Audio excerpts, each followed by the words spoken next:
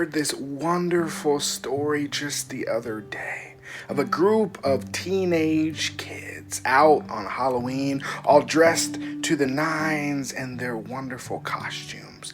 They spent all year looking forward to this day, right?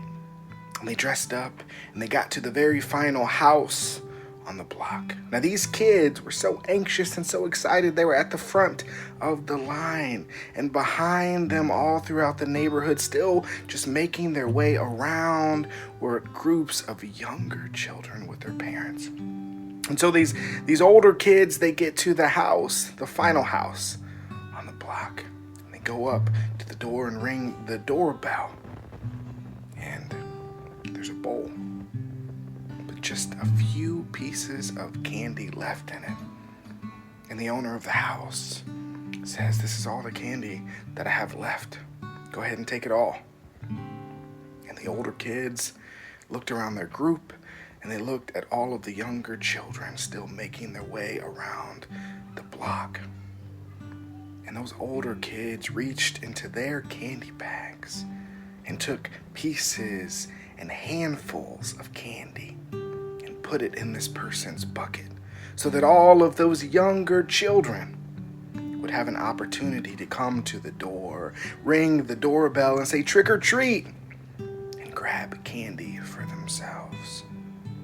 Mark teaches us all about this concept of generosity begets generosity. We are called to give with open and generous hearts. We're called to pour out our cup just as soon as it's filled.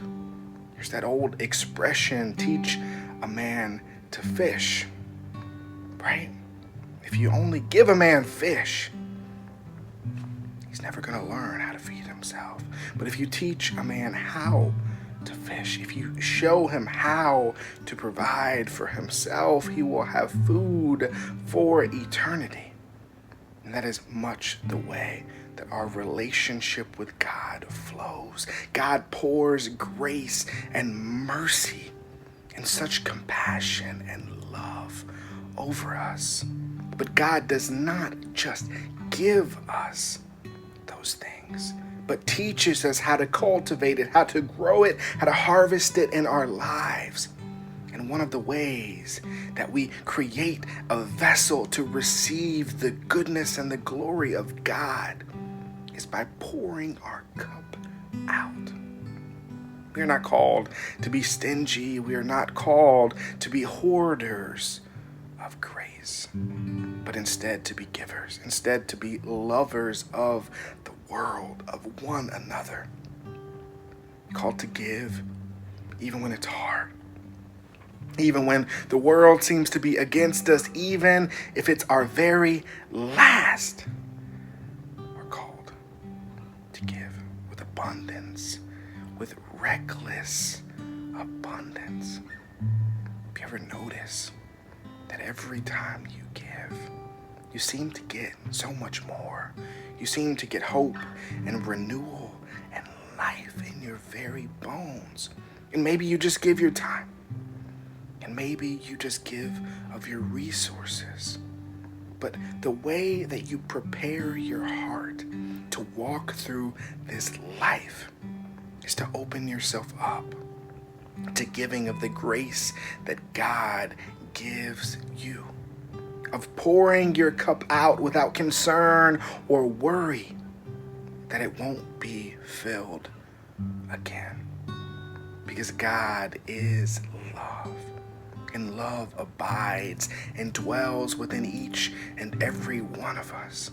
God holds us and walks us gently through this journey of life. And if you are courageous enough, if you are brave enough to give, you will most undoubtedly get so much in return. Grace be to God.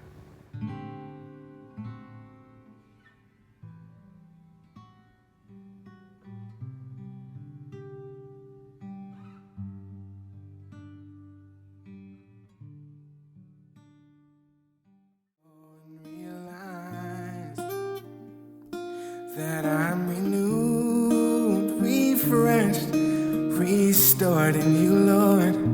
Oh, I'm alive and not afraid to be. Oh, I'm renewed, refreshed, restored in you, Lord. Oh, I'm alive and not afraid to be.